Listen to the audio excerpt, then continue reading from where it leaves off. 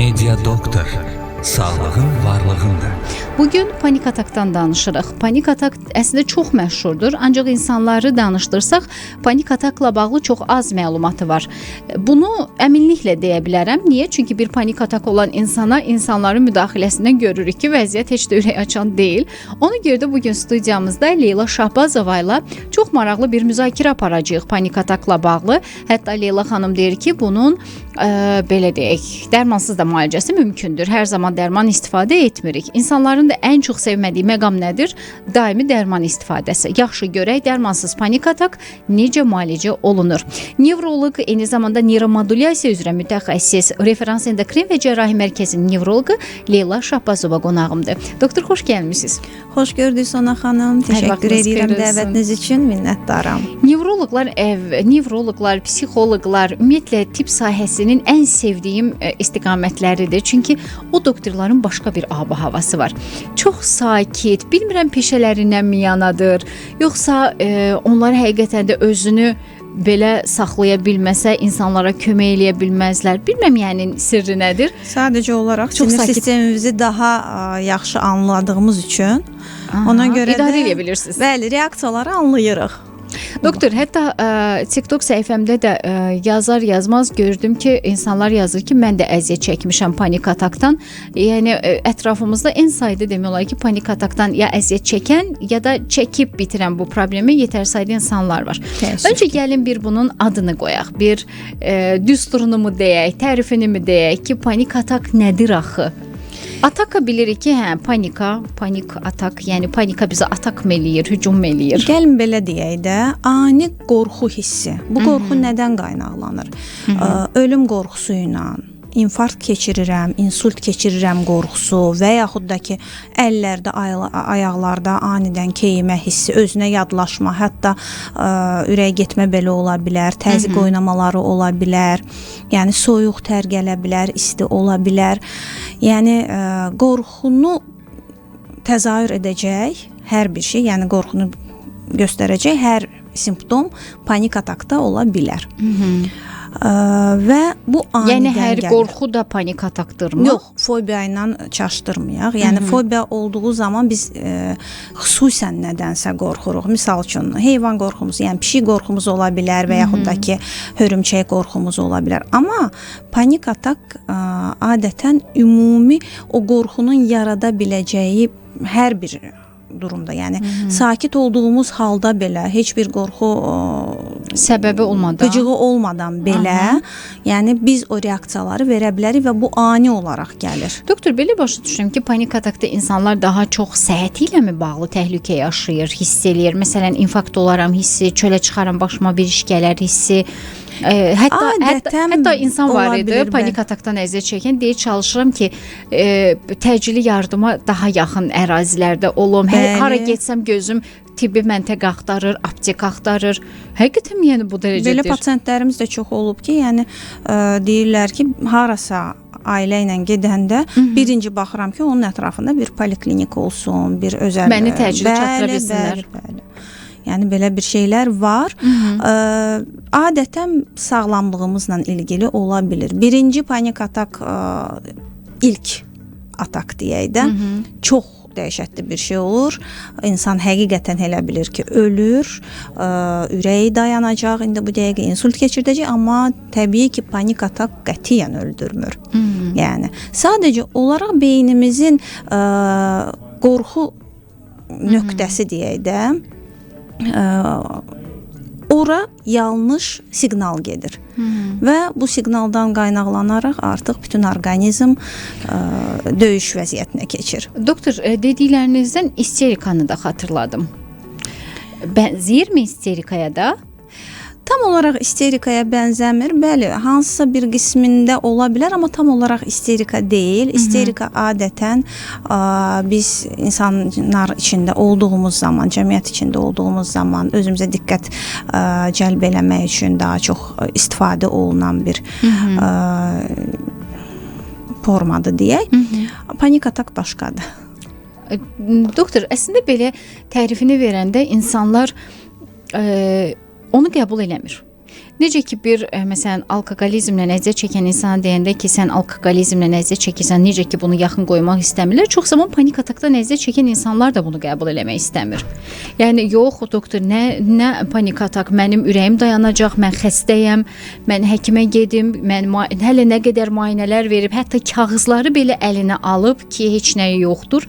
Yenə inanmayan, hətta başqa həkimə, başqa klinikaya gedən insanlar var. Doktor, niyə qəbul etmir panik atakdan əziyyət çəkən insan ki, onun panik atakı var? Yəni niyə ona aydın olmur bu vəziyyət? Burada biraz fərqli yanaşmadır. Çünki ipokondrik nevroz dediyimizdə, yəni özündə daim xəstəliyi axtarma xəstəliyi də var. Hansı ki həkim izah eləyir, heç bir şeyin yoxdur, amma yenə də bu artıq nevrotik bir pozuntudur, xəstəlik axtarır. Panik atak isə necə baş verir? İlkdə anlamırlar panik atak baş verir. Daha sonra bu təkrarlandıqca gedirlər həkimə müraciət eləyirlər. Amma onlar çox tez nəticə görmək istədikləri üçün və bu zaman təyin olunan dərmanlar adətən biraz müddət tələb eləyir. Onlar o müddəti gözləyə bilmədikləri üçün həkim gəzməyə başlayırlar ki, bu həkim bilmədi, o biri həkim bilmədi. Yəni səbirləri çatmır nəticəni görməyə. Doktor, panik atak problemindən əziyyət çəkən o qədər insanlar görmüşəm ki, hətta bunu gizlədən elə işlər var ki, orada məsələn panik atak onun işinə belə mane ola bilər, işindən gizlədir və hətta onun həyəcanını yaşayır ki, panik atak məni işdə tutar. Hələ həyəcanla bir də belə bir həyəcan əlavə olunur. Ümumiyyətlə panik atakı necə aşkarlamaq olur? Çünki istənilən bir xəstəliyi, istənilən bir problemi öncə aşkarlamaq lazımdır. Yəni biz onu müayinə eləyə bilmiriksə, biz onu aşkar eləyə bilmiriksə, yəni bir navigatorumuz yoxsa gedəcək yolumuz da yoxdur. Necə aşkarlanır panik atak? İlk növbədə onu qeyd edeyim ki, çoxsa elə bilir ki, panik atak zəif insanların belə deyək də narahatçılıqdır. Amma əslində həqiqətən elə deyil. Zəifliklə əlaqəsi yoxdur. Zəifliklə əlaqəsi yoxdur. Bu məsuliyyətdir. Yəni üzərlərinə çox məsuliyyət götürmüş insanların narahatçılığı ola bilir. Çünki bir necə yerdə depressiya ağıllıların xəstəliyidir. Bir yerdə sinir sistemi dözmür. Biz nə zaman panik atakdır deyirik? İlk növbədə başqa xəstəliklər inkar olunmalıdır. Bu endokrin ola bilər, bu ürəklə bağlı problemlər ola bilər, bu başqa nevroloji xəstəliklər və yaxud da ki, vitamin, mineral yetməzliyi bəzən, misal üçün B12 vitamininin çoxluğu belə panik atak kimi, sanki sinədə öküz oturubmuş kimi belə bir yəni anlayış var da. Onların hamısını inkar etdikdən sonra artıq bəli, panik atak düşünülür. Doktor, beləmi başa düşüm ki, ciddi müayinələrə ehtiyac var? Yəni çoxlu müayinədən sonra biz qərara gəlirik ki, insanda panik atak var?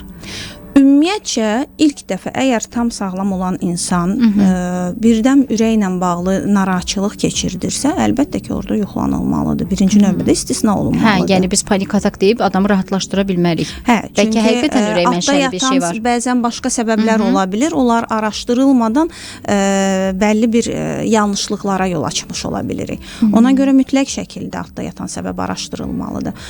Altda yatan həqiqətən orqanik bir səbəb yoxdursa, o zaman sadəcə olaraq beynimizin qorxu nöqtəsi ilə bağlı bir problemdir.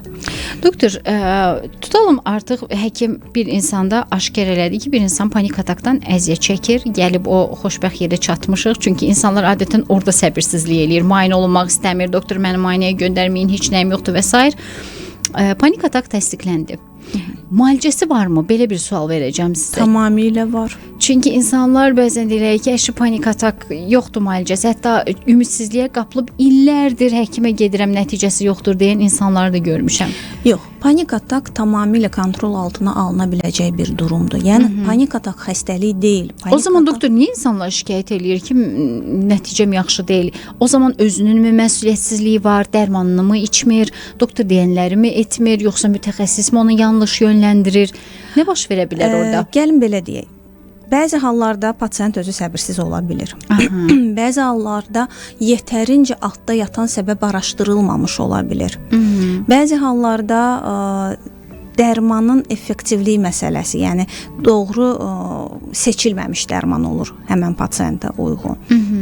Yəni səbəblər çoxdur. Amma panik atak tamamilə kontrol altına alına biləcək bir vəziyyətdir. Sadəcə O zaman olaraq zamanında. Ən azından bu düşüncəni kənara qoyuruq ki, panik atak müalicə olunmur. Bunun üzərinə böyük bir xətt çəkirik. Əlbəttə. Belə bir şey yoxdur, müalicə olunur. Doktor, bax dedi səbirli olmalıdır. Səbir dediyimiz neçə müddətdir?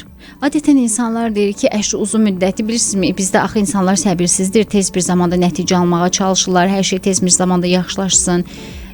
Səbirsizlik dediyimiz o müddət nə qədərdir? Bəzən bir də görürsüz ki, misal üçün elə pasiyent gəlir ki, 2 gün öncə başqa bir həkimin yanında olub, 2 gün sonra gəlir, tutalım qəbulumuza. Baxıram, düzgün də müalicə yazılıb. İzah eləyirəm ki, səbirli olun. Yəni bir 2 həftə, 3 həftə gözləyin, təsir etməyə başa düşürəm. Panik atakla olan insanlar bu barədə çox səbirsizdirlər. Yox, əgər səbr edə bilmirlərsə, o zaman bizdə olan dərmansız müalicə yöntəmindən istifadə eləyirik. Hansı ki, beyinə maqnit impulsları verərək müalicə üsuludur. Doktor, dərman mı daha tez effekt verir, yoxsa sizin istifadə etdiyiniz üsul mu? Təbii ki, bizim istifadə etdiyimiz üsul daha tez effektivliyi verir və eyni zamanda da yəni qətiyyən zərərsizdir. Deməli, adını deyəcəm. Doktorumuzun mənə dediyi kimi transkranial maqnit stimulyasiya. Bəli. Cihazdırmı doktor bu? Bəli, cihazdır, beyinə maqnit impulsları verərək müalicə üsuludur. İşləmə prinsipi neyron səviyyəsində, neyronların membran səviyyəsində. Hətta bəli, stimulyasiya eləyir və yeni əlaqələr, neyronlar arası əlaqəni tənzimləyir. O zaman doktor belə deyə bilərikmi ki, məsələn, panik atakda problem membranlarda yaranır? Yox, sadəcə olaraq membran səviyyəsində etdiyinə görə kumulyasion effekt yaranır. Yəni toparlayıcı. Bu beyinə kömək eləyir sanki. Qalıcılıq verir müalicədə, yəni o baxımdan. Məsələn, panik atakda bizim qorxu mərkəzimizdə problem yaranır. Deməli, şuur 6 problemdir yazır bir izləyicim. Özlərini ələ ala bilmirlər. Həqiqətən belədirmi? Bəzi hallarda şuuraltımızda olan hansısa bir proqram, misal üçün 6 ay öncə, 1 il öncə keçirdiyimiz hansısa bir stres, heç qətiyyən biz ona bağlamırıq, amma 6 ay, 1 il sonra bizə o panik atakı verə bilir. Doktor, izləyicimin biri çox maraqlı bir sual verir. Mövzumuza davam eləyək. Onun sualı diqqətimi çəkdi. Deyir ki, yaşadığı mühit bu problemi yaradıbsa, müalicənin ona effekti olacaqmı? Mühit yarada bilirmi onun üçün panik atakı? Təbii ki, mühit yarada bilir. Əgər bir mühitdə daimi bir qıcıq varsa, təbii ki, orada panik atak ola bilər. Və belə pasiyentlərimizdə çox olur. Bəli, kömək edə bilər. Sadəcə olaraq necə? Pasiyentlə və ya yaxınları ilə söhbət olunmalıdır. Bəzən yaxınlar bunu qəbul etmir, əgər o mühitlə əlaqəlidirsə. Pasiyentin özünün reaksiyasının hadisələrə olan münasibətini dəyişdirmək yönündə psixoterapiyaya ehtiyacı ola bilər. Aydındır. Yəni ailə ilə bacarmırıqsa insanın bu problemi həll etməsinə baxırıq. Biz heç kəsi dəyişdirə bilmərik. Qətiyyən mümkün deyil. Ona görə öz baxışımızı dəyişdirməliyik. Doktor, uzun illər öncə, uzun illər deməyim də, amma uzun illərdə əslində bir aralar baxdım ki, əsəblərim qaydasında deyil. Yəni hər kəsdə olduğu kimi məndə də ola bilər. Bu çox normaldır. Hamımız insanıq və həkimə getdim. Həkimin o cümləsi mənim həyata baxışımı kökündən dəyişdirdi. Dedi, sən insanları dəyişə bilməzsən. Olduğu kimi qəbul elə. İndi insanları olduğu kimi qəbul eləyirəm. Yəni niyə mən onu dəyişdirməyə çalışmalıyam? Axı mən onun tərbiyəçisi deyiləm, mən onun anası, atası deyiləm. Bundan sonra mən onun həyata baxışını dəyişdirəcək gücdə deyiləm. Niyə axı onun mənə belə deyə yansıtdığı mənə əsəb verməlidir? Çox gözəl bir fikirdir. Doktor, fasilədən sonra bir məqamında da danışaq. İzləyicimin biri TikTokdan yazır ki, bu insanın özündən asılıdır, istəsə idarə edə bilər. Bu suala zəhmət olmasa fasilədən sonra cavab verərsiniz. Media doktora dinləyirsiniz. Media doktor davam eləyir. Bizə TikTokdan da suallar gəlməyə davam eləyir. Onları da cavablandıracağıq. Qəlbdən qəlbə şəfa səhifəsindən yazırlar. Çox maraqlı fikirlər səsləndirir həmin səhifədən izləyicim. Bütün hər birini doktorumuzla indi aydınlaşdıracağıq. Bugün mənim həmsöhbətim Leyla Şahbazovadır. Nevroloq doktorumuz, nevromodulyasiya üzrə mütəxəssis. Referans Endokrin və Cərrahi Mərkəzin nevroloqu. Doktorla əlaqə saxlamaq istəyənlər 050 684 1575 nömrəsini yığa bilərlər. Referansın isə çağrı mərkəzi ulduz 0111-dir. Çox rahatlıqla yığa bilərsiniz. Bilirsiniz, ölkəmizin müxtəlif yerlərində fəaliyyət göstərir. Referans öz şəbəkəsini genişləndirib və klinikada bir-birindən dəyərli mütəxəssislər çalışır. Təbii ki, avadanlıqlarına da söz ola bilməz. Hər biri yenilənir və müasir standartlara cavab verir. Hətta demək olar ki, referans olmayan ərazi az tapılar və belə bir gözəl, müasir avadanlıqlarla təchiz olmuş savadlı həkimlərin çalışdığı.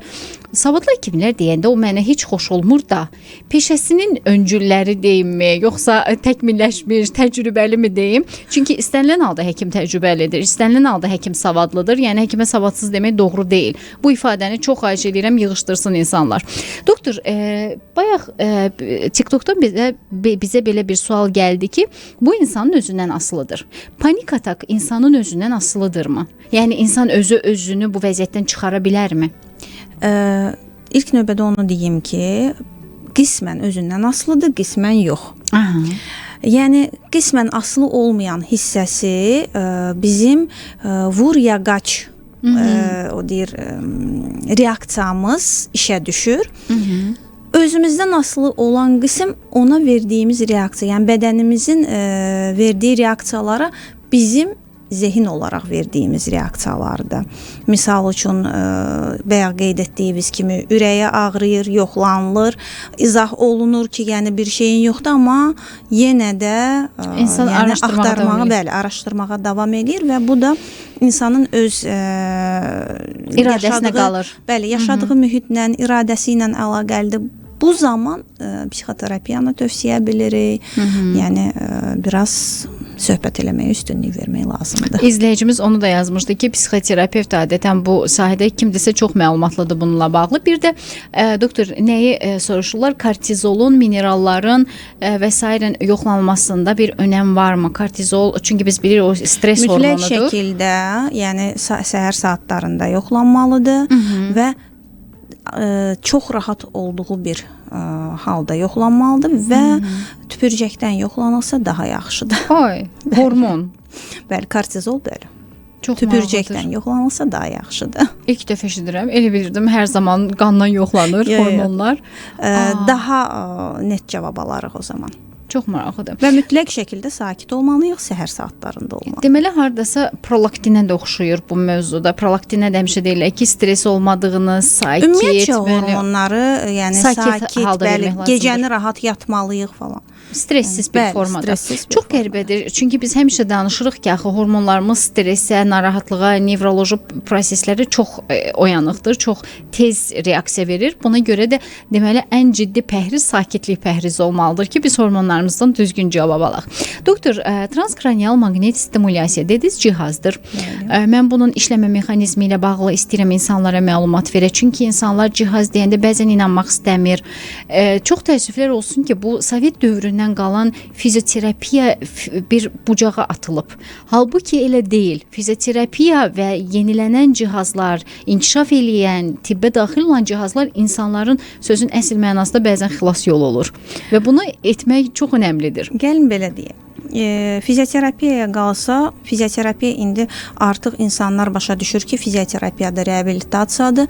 Önəmlidir. Çox önəmlidir. Bəli. Əməliyyatlardan sonra bəzi xəstəliklər, bəzi xronik xəstəliklərdə, nevroloji xəstəliklərdə falan çox vacibdir. Və bura hər gün yeni cihazlar daxil olur. Bəli, müalicələrə. Və çox inkişaf eləyir maşallah. Və TMS cihazı neyromodulyasiyanın bir qismidir. Neyromodulyasiya dedikdə dərmanların sözünün bitdiyi anda neyromodulyasiya başlayır. Aha. Və bu, yəni dərman içdik, təsir eləmədi. Bəli. Dərmanla yanaşı da edilə bilər. Dərmandan qorxan insanlar da bundan istifadə edə bilər və dərmana rezistentlik olan insanlar da, yəni dərman dərmana təsir etmir, bundan istifadə edə bilərlər. Və TMS beyinə maqnit impulsları ötürərək müalicə üsuludur. Xüsusi bir başlıqdır. Başın üst hissəsinə, yəni bu heç qətiyyən əməliyyatsız, yuxu vermədən rahatca oturursunuz. Yəni başın lazım olan qisminə, hissəsinə bu başlıq qoyulur və yüngül tık-tık səsləri eşidirik deyək də və bu zamanda insanı narahat eləmədən müalicə edir. qətiyyən narahat eləmir. Özü də bizdəki cihaz yəni çox effektiv cihazlardandır və çox komfortlu cihazdır. O baxımdan neyronları stimulyasiya eləyir və beləliklə də problemimizi həll etmiş olur. Doktor, təkcə bu panik atak üçünmü keçərlidir cihaz? Qətiyyən yox. Nə zaman başqa istifadə olunur? 20-dən çox nevroloji və psixiatrik xəstəliklərin müalicəsində istifadə olunur. Autizm, insultdan sonraki reabilitasiya, dərin depressiyada, nitqləngiməsində, yəni çoxdur, həddən artıq çoxdur, 20-dən çoxdur. Autizm də çox gözəl nəticələr verir.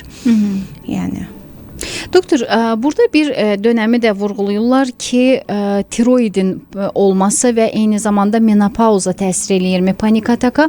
Bir də hansısa izləyicimiz burada antidepressantların adını yazıb, amma sualına tam olaraq başa düşmədim. Adını niyə yazmısınız antidepressantların? Zəhmət olmasa onu bir aydınlaşdırın, ətraflı yazın sualınızı, mən doktora ünvanlayacağım.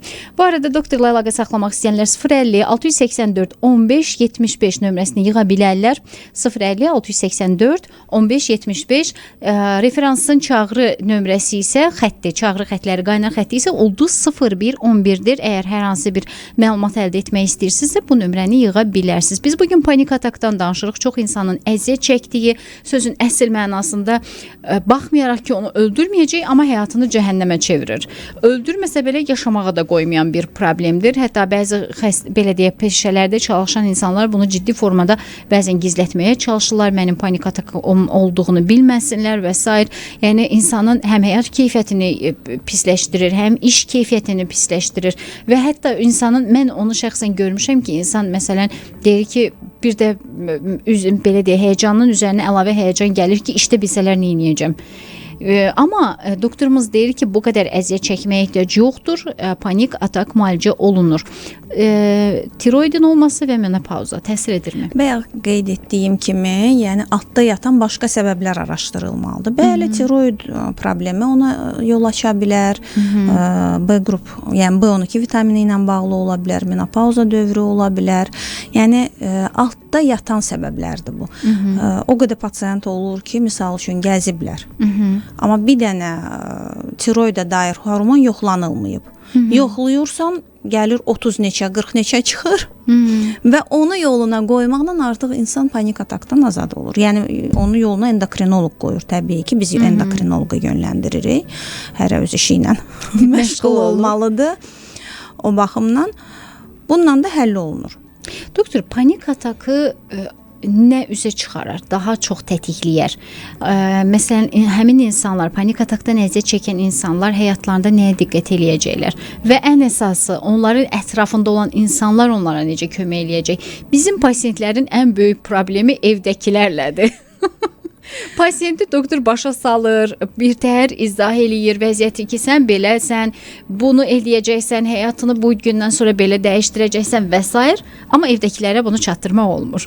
Belə bir şey olur. Panik atak keçirən, bir neçə dənə panik atak keçirən insanların çoxsu sonra artıq panik pozuntuya yaxalanırlar. Yəni bu artıq diaqnoz kimi gedir. Yəni artıq hər şeydən təşvişdə olurlar. Biri var, ani olaraq o qorxu hissi gəlir, qorxdun, 20 dəqiqə, 1 saat sonra sakit deyirsən. Biri də var ki, hər bir şeyə yəni ciddi reaksiya verməyə başlayırsan.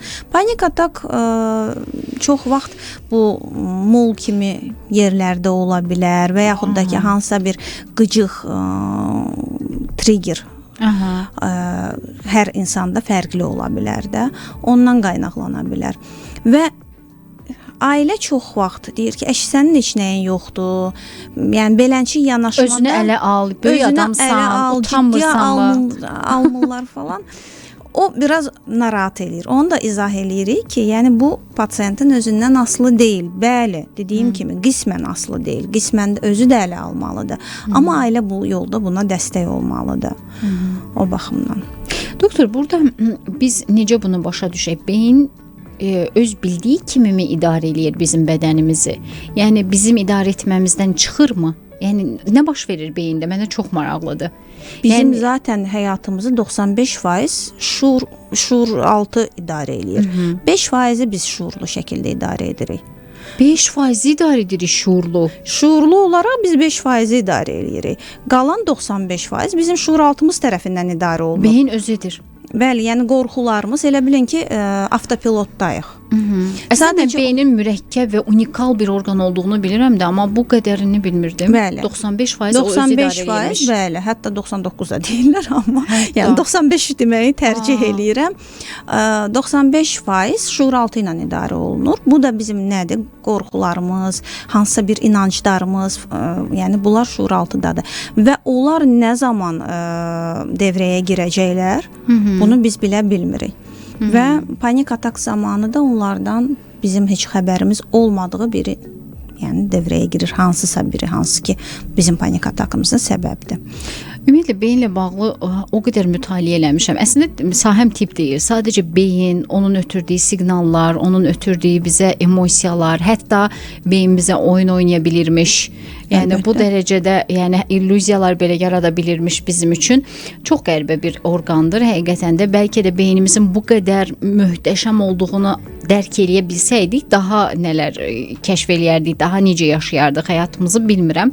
Çünki arzulamağımız belə, nəyisə düşünməyimiz belə, düşündüyümüz şeyləri həyatımıza çəkməyimiz belə, yəni gedib söhbət fəlsəfədən tut feng shuiyə qədər uzanır.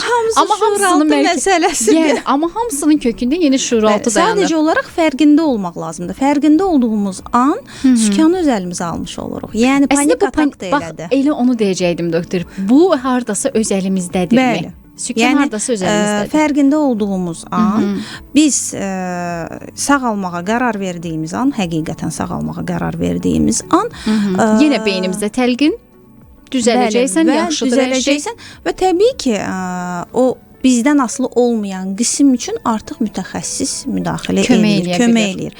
Sadəcə olaraq siz artıq sağalmağa qərar vermisiniz və siz sağalmağa qərar verdiyiniz anda artıq sağalma prosesi başlayır. Bu arada doktor, elə o sağalmağa qərar vermə sözü elə belə bir cümlə deyil. Bunu da qoy dinləyicimizə deyək. Çünki deyir biz beynimizə bir şeyi əmr etdiyimiz halda milyonlarla hüceyrə onu həyata keçirmək üçün işə başlayır. Yəni sağalmaq da belədir. Bunu biləsiniz. Həkimə inamınız, sağalacağınıza inamınız, bunun öhdəsindən gələcəyinizə inamınız. Bu çox önəmli bir məsələdir. Təbii ki, mütəxəssis güvən verməlidir. O öz yerində. Amma əgər bir qapını açıb güvənlə girirsənsə o qapıdan, sənin sağalma prosesin başlamışdır deməkdir. Amma artıq o prosesə güvən olmadığı halda təbii ki, yəni. Əslində doktor, sizin sözünüzə qüvvət, bunu da demək istəyirəm. Məsələn, bir rəfiqəm vardı. Gözəl həkimlərimizdən birinə yönəltdim. Dedim ki, get müalicə al, əsəblərin yerinə otursun. Adam gedib, doktoru dinləyib, dərmanlarını alıb, amma nə doktora inanır, nə sağalacağına inanır, nə içdiyi dərmanlara inanır. Çox xahiş edirəm, bu durumdasınızsa ümumiyyətlə həkimə getməyin. Onsuz da nəticəsi olmur. Hətta dərmanı alıb gətirib evə qoyurlar. Tamamilə yəni içmirlər. Haqlısınız. Həqiqətən tamamilə haqlısınız. Çünki mütəxəssisin də vaxtını alır. Yəni öz zamanında itirir. Yəni boş yerə də xərc çəkmiş olur da. Bəli. Gedir o dərmanları alır. Yəni. Ona Amma görə- içmir. Yox. Yəni Doktor, varmı belə pasientləriniz? olub, bəli, olub. Hətta bir pasient müalicə yazmışıq. 10 gün, 20 gün sonra mənim köməkçimə deyir ki, mən düzəlmirəm. Tamam. Biz də deyirik ki, ona necə qəbul etsin, neysə. Sonradan məlum olur ki, bu insan heç dərmanları belə qəbul etməyib. Bəli. Yəni dərmanı qəbul etmədən sadəcə olaraq mütəxəssisin yanına gəlməklə başa düşürəm. Amma bu psixoterapiya deyil. Biz psixoterapiya ilə məşğul deyilik. Dərmanı qəbul etməkdən imtina edərək, amma sağalmağını da istəyir. Təbii ki, burada artıq edə biləcəyimiz bir şey yoxdur. Doktor, mən düşünürəm ki, bəzən insanların, bilməm, yəni bu fikrimi necə izah eləyim ki, yaxşı alınsın. Çünki elə məqamlarla insan rastlaşır ki, məsələn uzun illərdir tibb sahəsində çalışıram. Mən niyə bu tez-tez mövzulara toxunuram? Çünki bizdə həkimə və klinikaya münasibət biraz fərqlidir. Təəssüflər olsun ki, mən çox istəyirəm ki, bu düzəlsin. Həkim-pasiyent münasibəti yaxşılaşsın. Həkimə hörmət, həkimə baxış başqa bir bucaqda olsun. Bu yaxınlarda həkimimizə qarşı olan o şiddət belə bunu göstərir ki, bizim əhalidə bəli, həkimlərə qarşı münasibətdə nə dərəcədədir vəziyyət, amma bu belə olmaz. Birinci növbədə istənilən həkim, bax istənilən həkim deyirəm, sizdən çox bilir. Yəni siz onun qapısına üz tutmusunuzsa, onun yanına getmisinizsə, birinci növbədə getdiyiniz həkimə hörmət edərək ona inanacaqsınız. Ona inanmırsınızsa onun qapısını döyməyin. Çox xahiş. Mən bunu çox istəyirəm. Və illər öncə mən uzun illərdir tibb sahəsində çalışdığım üçün klinikalardan biri sponsorluq edir və bir nəfər zəng vurub tez-tez bizə şikayət eləyir. Klinikanın həkimlərini pisləyir, rəhbərliyi pisləyir, xidməti pisləyir və təbii ki, bunu araşdırdıq. İstənilən halda biz araşdırırıq, rəhbərliyə bir məlumat veririk ki, belə bir şikayət var. Və araşdırırıq ki, adam deyir ki, mən sağalmadım, məni sağaltmadılar. Və araşdırırıq ki, adam orada sadəcə müayinələrdən keçib. Yəni bəzən insanların düşüncəsini heç cürə başa düşə bilmirəm. Axı sən orada müalicə almamısan və mənim pulumu geri qaytarsınlar və s. belə bir iddiaları var. Yaxşı, sən müalicə almısansa klinika sənə bir rəy verə bilər, yaxşı nəticəsi niyə olmadı və s. Sən sadəcə müayinədən keçibsən, necə sağala bilərsən? Belə insanlar da çoxdur. Olmağın, yəni belə bir durumun olmağını heç istəməzdim. Amma belə bir durumlar da çoxdur. Narazı insanlar heç nədən razı qala bilmirlər zaten. Nə tipdən, doktor, nə başqa bir şey. Bunu deyirəm? Niyə bunları danışıram? Boşuna demirəm. Bəlkə onların da psixiatra ehtiyacı var. Bəlkə onlar özləri ilə bacarmır. Bilmirəm, yəni necə yanaşaq bu məsələyə. Onların məsələsi yox. Onlar həyata baxış bucaqları fərqlidir. Yəni o insanlar neqativlə, acı ilə qidalanan insanlardır. Heç görməmisiniz, heç şərhi, yəni videonu sonacan izləmədən altında şərh yazan insanlar. O qədər, doktor, başıma gəlməyə bilərmi? Yəni o insanlar eləcə, o insanlar heç vaxt sizin qarşınızda oturub o sözləri sizə deyə bilməzlər. Doktor, onun əlasını yaşamışam illər öncə. Deməli, efirdə prodüserimizlə nəzərə aldıq ki, efirimizdə gastroenteroloq doktorumuz var idi, mövzunu keçmişim, getdiyi haralara. Efirimizdə həkimimiz, deməli, biz Dünya Tualet Günündən danışacaqdıq. Məsələ odur ki, dünyada milyonlarla uşaq infeksiyaya yoluxur, həmin sanitar qovşaqları olmadığı üçün və dünyasını dəyişir. Diqqətimizi çəkmək istədiyimiz məqam budur. Təsəvvürün, videoya bir başlıq atıblar və paylaşıblar. İnanın, Türkiyəyə qədər məşhur oldum. Yəni o videonun altına izləmədən elə sözlər yazılmışdı ki, yəni niyə tualet günü efirdə canlandırılır deyə. Əslində heç inanın axıra qədər izləməyiblər. Halbuki izləsələr o şərhlər ola bilməzdi orada. Ona görə bu da bizim bir problemimizdir. İnsanlar neqativlərin tökməyə bir yer axtarırlar. Yəni o insanlar ondan qidalanırlar. Şükürlər olsun ki, bununla da bağlı artıq tədbir görüldü. Heç bir nə mütəxəssisə, nə məşhura, heç kəsə belə bir ifadələr, yəni arzu olmaz bir şeylər, o klaviatura şirləri yığışdırıldı. Şükürlər olsun ki, bununla da bağlı qanun çərçivəsində artıq tədbirlər görülür. Doktor, qaydaq panik ataka. Əslində bu danışdıqlarımızın hər biri panik atak ətrafında fırlanan mövzulardır. Yəni nevroloji, psixoloji problemlərdir. Panik atak belə deyək, hamiləlik dönəmində qayıda bilirmi? Şəkərli diabetdən əziyyət çəkən insanlar buna necə yanaşır? Çünki bugün istənilən insanın az qala bir xroniki xəstəliyi var. Ya revmatik var, ya şəkərli diabeti var, ya bilmirəm, yəni var da var. Sağlam insan demək olar ki, %100 yoxdur. Panik atak mövzusunu həmin xəstəliklər artırırmı? Yəni mənfi olaraq dəstəkləyirmi panik atakı? Ümumiyyətcə hamiləlik dönəmində hormon oynamaları olduğuna görə, yəni bəzi hallarda ola bilir. Şəkərlərdə panik atak, yəni öz praktikama görə desəm, yəni çox da adətən orta yaş insanlarında və cavanlarda bu panik atakla qarşılaşırıq. Yəni yaşlı insanlar, daha düşünən dövrü insanın, hər produktiv dövrü, stres faktoru çox olan, işlədiyi dönəmə düşür çünki. İşlədiyi dönəmə düşür. Bu yoldakı tıxaclar məsələsidir, sürüşmən ekranlar məsələsidir. Yəni stresimiz indi çoxdur deyə panik ataka daha çox. Ona görə də işlə, evlə, hər bir şeylə əlaqəli olaraq, yəni orta yaş və Doktor, o sürüşən ekran söhbətinin üzərində dayanaq. Mən istəyirəm buradan valideynlərə də bu mövzu ilə bağlı bir xəbərdarlıq edək. Əslində Android telefonların gəlməsi nə qədər işimizi asanlaşdırdısa, beynimizə bir o qədər neqativ təsir etməyə başladı. Bax, bunu biləsiniz. Çox sürətlə keçən saniyələrlə izlədiyimiz o görüntülər, hətta mavi ekran belə beynimizi pis təsir eləyir deyir həkimlərimiz. Çünki insan təbiətən daha təbii olaraq sarı işığa öyrəşib. Ancaq bugün daha çox biz mavilərin ətrafındayıq. Mavi işıqlar, evdə də mavi işıqlar istifadə olunur. Ümumiyyətcə bu sürüşən ekran, yəni biz buna baxdıqca yalançı bir dopamin yüksəlişi verir bizə. Ona görə də uşağın əlindən anidən telefonu alanda bir isterika, bir panika başlayır. Qışqırıqlar qışqırıq başlayır. Limitli verilməlidir. Yəni uşaqlara ümumiyyətcə çox istəyərdim ki, valideynlər, çünki valideyn də əlində telefon, uşağa da telefon verir. Yəni bu bir rahatçılıqdır, amma uşağın beyninə ziyandır. Rahatçılıqdır. Bəli, yəni ki, bəli, dırnaq arasında rahatçılıqdır.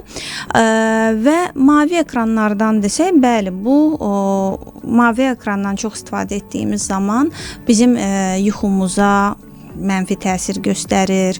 Yəni sinir sistemimizə mənfi təsir göstərə bilər. Ona görə yatmamışdan ən azından 2 saat, 1 saat öncə biz bu mavi ekranlardan uzaq durmalıyıq ki, rahat yuxu yata bilək deyə.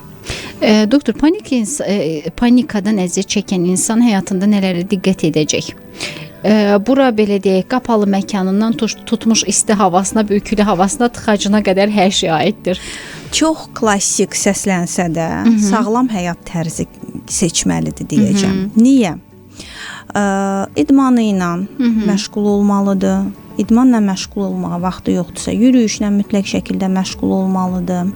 Yəni o stressimizi atacağımız bir yer olmalıdır. Eyni zamanda da təbii ki, qidalanmağımıza da fikir verməliyik.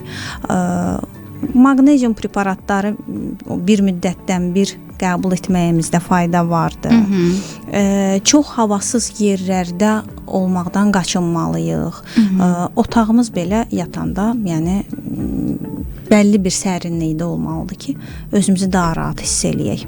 Doktor, məsələn, klaustrofobiyası olan insanlar panik ataka meyllidirmi?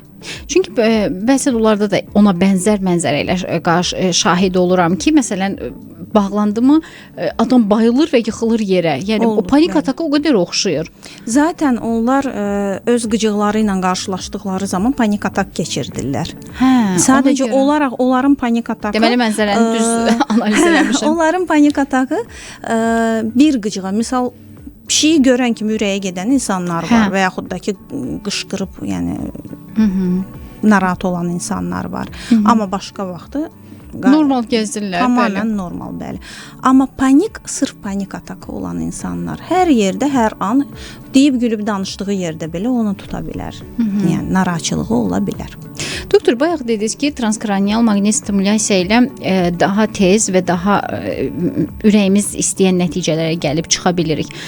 Bunun müddəti nə qədərdir? Məsələn, bir seansda nə qədərdir? Ümumiyyətlə davamlılıq nə qədərdir? Bunu da zəhmət olmasa deyək. Ümumiyyətcə, panik atak üçün tərtib elədiyimiz protokol təxminən 20 dəqiqə arasında. Cihazda dayanır insan. Cihazda 20 dəqiqə. Ağrısız, rahat. Qətiyyən ağrısız, komfort şəkildə aparılan bir prosedurdur. Ən az 10 seans olunmalıdır. Ən az 10 seans. Ən az. Adətən panik atak pasiyentlərinə 10-15 seansdan yuxarıya ehtiyac olmur. Hətta 10 yetərli olur deyərdim. Doktor, bu uşaqlar üçün də keçərlidirmi? TMS cihazı. Bəli, 4 yaş üzərində uşaqlar üçün biz demirəm, autizmli uşaqlarla çalışırıq.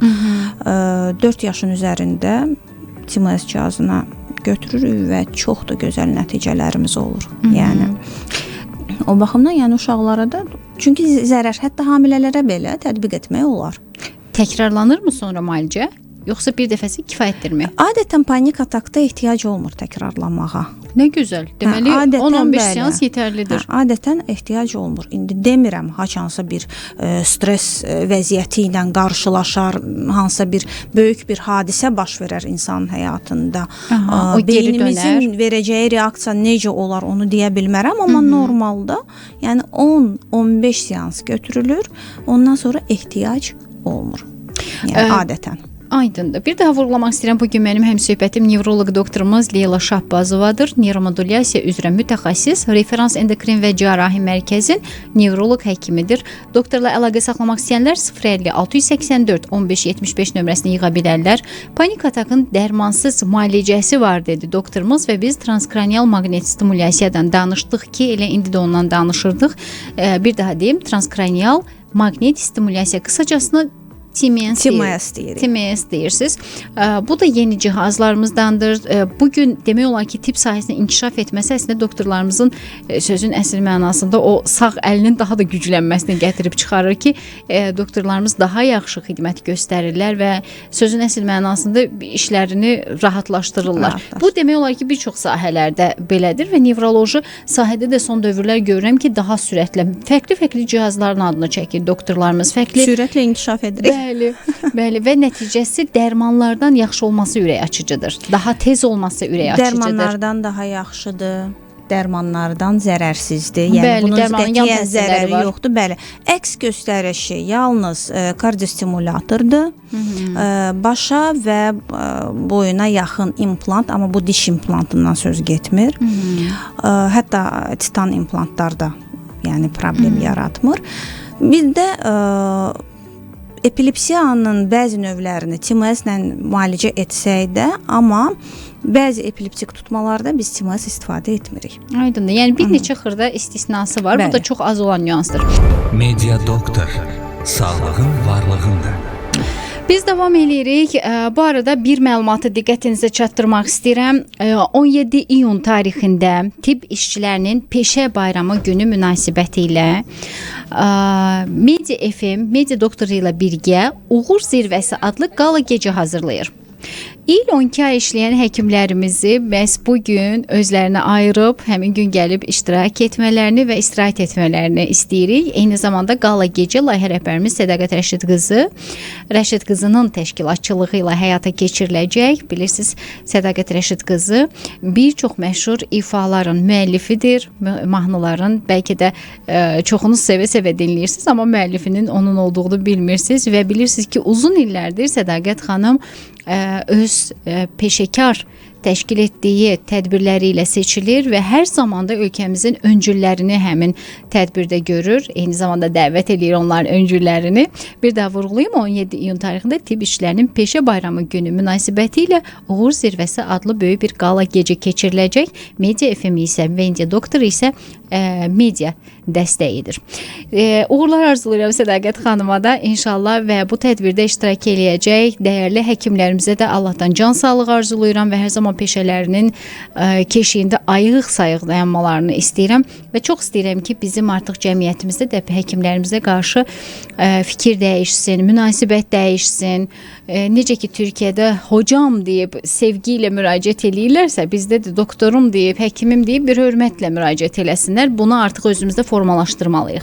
Və bugün bizim studiyamızın qonağını bir daha təqdim eləmək istəyirəm. Leyla Şahbazova studiyamızın qonağıdır, nevroloq doktorumuz, neyromodulyasiya üzrə mütəxəssis.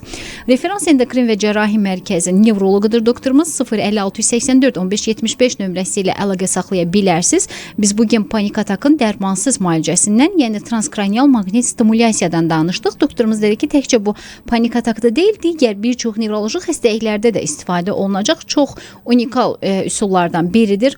Referans klinikasının çağrı mərkəzi Ulduz 0111-dir. Rahat müraciət eləyə bilərsiniz. Hər hansı bir sualınız varsa, müraciətiniz varsa, buyurun. Bugün TikTok'dan da bugün bizə yazanlarımız çox oldu. Suallarını və münasibətlərini səsləndirdim efirimizdən. 055 999 1055 canlı efirimizin nömrəsidir. Sualınız varsa, buyurun canlı efirdə səsləndirək. 105.5 FM-də bizi hal-hazırda dinləyirsiniz. Yeni qoşulanlarımız varsa, mənzil başına tələsənlər, hər birinizə uğurlu yol arzulayıram. Əsas odur ki, belə deyək, o tıxacılardan panik atak keçirməyəsiniz.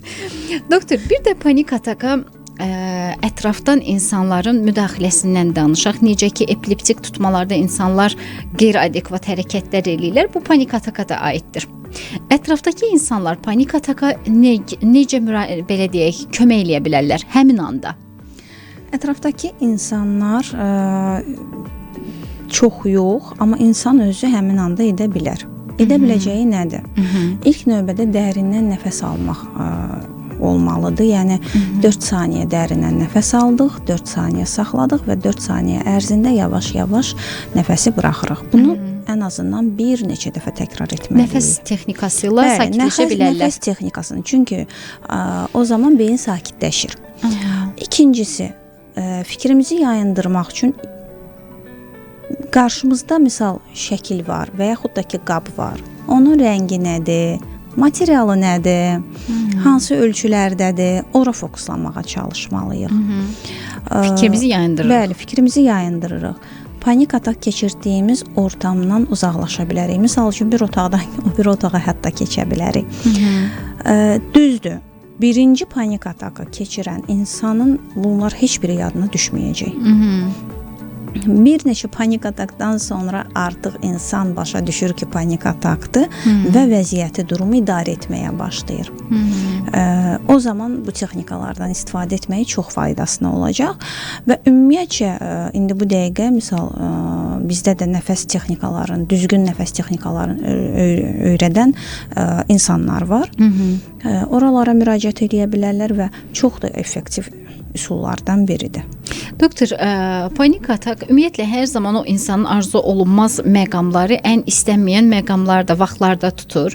Məsələn, gənclərimiz imtahan verəcəklər, yəni imtahanlar ərəfəsidir və ən böyük həyəcanları da elə budur.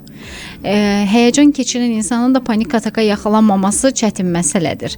Məsələn, gənclərimizə valideynləri necə dəstək ola bilər, onlar özlərini yenə necə sakitləşdirə bilərlər, yəni bu mərhələni necə atladaq? Panik ataksız. Ümumiyyətcə, bir şeyi bilməliyik ki, bizi dəstəkləyən və dəstəklənməyən stres var və stres zamanı kortizol hormonumuz da yüksəldiyi üçün bizim panik atak məsələləri gündəmə gəlir. Bayaq qeyd etdiyim kimi nəfəs texnikaları bu durumda çox yaxşı dəstəkçi ola bilər. O halın gəldiyin, hiss etdikləri anda artıq bu texnikaya başlasalar, onu çox rahatçılıqla atlatacaqlar. Ona görə də yəni panik atak da tutmayacaq. Dərhal belə deyək, nəfəs texnikası başlamalıdır. 4 saniyə nəfəsi alırıq. Fərqli texnikadır. Misal üçün 6-7-8 texnikası var. 4 texnikası var. Mənim Doktor, bu gecə qoyunları sayıb yatın texnikasından mı bənzəyir? Deyirlər 101 qoyunu sayırsan sonra baxırsan ki yatmısan. Onun daha rahat bir üsulu var. 30-dan geriyə doğru 30, 29, 28 sayaraq yəni ola bilir. Adətən cərrahiyyədə doktorlar bunu saydırırlar belə. Sayırsan artıq say bitməmiş. Bir də oyanırsan ki, iş bitir. Palatadasan, bəli, artıq səni cərrahiyyədən gətiriblər. Əslində hər kəsə can sağlığı arzulayıram. Heç zaman həkimə ciddi bir problemlə bağlı müraciət etməyəsiniz. O gün olsun ki, bizim həkimlərimizə insanlar yalnız profilaktik yanaşmalar etsinlər. Doktor gəlin bir müayinədən keçək, doktor check-up eləyək, bəli, doktor bu problem olmasın və s. Mən çox istəyirəm ki, biz artıq ora gəlib çataq. Yəni düşünürəm ki, dövlət sığortamız da artıq yavaş-yavaş buna dəstək olacaq və yavaş-yavaş oturuşacaq. Qəliblər, hər şey, o boşluqlar da öz yerini tapacaq. Çünki yeni başlayan sistemdə o boşluqlar olur. Narazılıqlar da olur. Dünyanın hər yerində var. Bəli, normaldır bu. Zamanla oturacaq daşlar yerinə, amma istənilən halda sığortanın gəlməsi çox böyük bir məsələdir. Bugün insanlar doktorlarımız deyir ki, sığorta gələr-gəlməz o qədər ağır vakalarla qarşılaşdıq ki, çünki nə qədər vaxtdır həkimə gəlməyən insanlar, özünü o arxa plana atan, sağlamlığını arxa plana atan insanlar üzə çıxmağa başladılar. Mən bunu xüsusən oftalmoloqlarımızdan, cərrahlardan, damar mütəxəssislərindən eşitdim ki, nə qədər gec vakalarla insanlar gəldilər. Amma bundan sonrası inşallah yüngülləşər, sakitləşər və öz axarına düşər və ən əsası həkimə olan münasibətimizi dəyişirik. Birincisi, bu özü də çox böyük bir mədəniyyətdir. İnsanın özünə baxması, özünə vaxt ayırması, öz sağlamlığı ilə ciddi və mədəni bir şəkildə məşğul olması. Həkimə gedirsinizsə, işdən icazə alıb 5 dəqiqəlik qaçmayın. bu həkimə getmək deyil. Nə həkimin əsəbləri ilə oynamayan. İşte həqiqətən qlobal Bunu eləməyin. problemimizdir. Çünki siz can sağlığı üçün həkimə müraciət edirsiniz. Ən azı bir gün üçün icazə alın və arxayın gedin həkimə. Mən bunu bilirəm, çox həkimlərimizdən eşidirəm. O növbələrdə düşən qırğınların söhbəti gəlir, çatır, bilirəm ki, məsələ nədir. Həkimə gedərkən bir günlük ən az icazə alın. Başa düşün ki, burada siz həkimə gedəcəksiniz, növbədə dayana bilərsiniz. Gedib burada növbədə olan insanların da əsəbləri ilə oynamayın. Analizlər verə bilərsiniz. Buna vaxtınız gedəcək və həkimi dinləməlisiniz və həkim sizi dinləməlidir. Bunu başa düşərək rahat bir şəkildə həkimə gedin. Doktor, təşəkkür edirəm sizə gəldiyiniz üçün. Mən sizə təşəkkür edirəm. Gözəl bir mövzuya toxundunuz. Çünki günümüzün problemi idi. Minnətdaram. Bəli, sayənizdə. Leyla Şahbazova qonağım idi, nevroloq doktorumuz, nevromodulyasiya üzrə mütəxəssis doktor referans klinikasında çalışır. Referans endokrin və cərrahi mərkəzin nevroloqudur. Əlaqə saxlamaq istəyənlər 050 684 1575 nömrəsini yığa bilərlər. Panik atakla bağlı, yuxusuzluqla bağlı, ümumiyyətlə istənilən nevroloji problemlə bağlı Leyla Şahbazova sizin problemlərinizi həll eləyə bilər. Transkranial maqnit stimulyasiyadan danışdıq. Belə deyək, panik atakda çox yaxşı nəticələri olduğunu dedi doktorumuz. Bunu niyə dönə-dönə vurğulayıram? Çünki panik atakdan əziyyət çəkən insanlar bunun müalicəsinin olmadığını düşünür. Bəziləri də dərman içməmək üçün həkimə getmirlər. Paralel başqa bir müalicə metodu var ki, bugün biz ondan danışdıq. 01 Ulduz 0111 isə referans klinikasının çağrım mərkəzidir. Mən bir daha bir məlumatı diqqətinizə çatdırım ki, 17 iyun tarixində tibb işlərinin peşə bayramı günü münasibətilə Media FM və Media Doktorun birgə təşkilatçılığı ilə Uğur Zirvəsi adlı qala gecəsi baş tutacaq. Əziz həkimlər, sevərək 12 il 12 ay işləyirsiniz, özünüzə vaxt ayıra bilərsiniz və bir gün öz kolleqalarınızla gülüb əylənib gözəl bir gecə keçirə bilərsiniz. Qala gecəsi layihə rəhbərimiz Sədaqət Rəşid qızının təşkilatçılığı ilə baş tutacaq. Bilirsiniz ki, Sədaqət xanım bir-birindən gözəl layihələrə imza atıb, dəfələrlə əlindən götürdüyüm bir neçə mükafat da evimdə belə deyək rəfləri bəzəyir. Təşəkkür edirəm sizə də, Allah can sağlığı versin. Biz ayrılan zaman yekunlaşır, siz isə özünüzə yaxşı baxın. Ən əsası odur, həkimə gedərkən tələsməyin və hər hansı bir probleminiz varsa bunu vaxtında həll etməyə çalışın. Biz ayrılan zaman yekunlaşdı, özünüzə yaxşı baxın.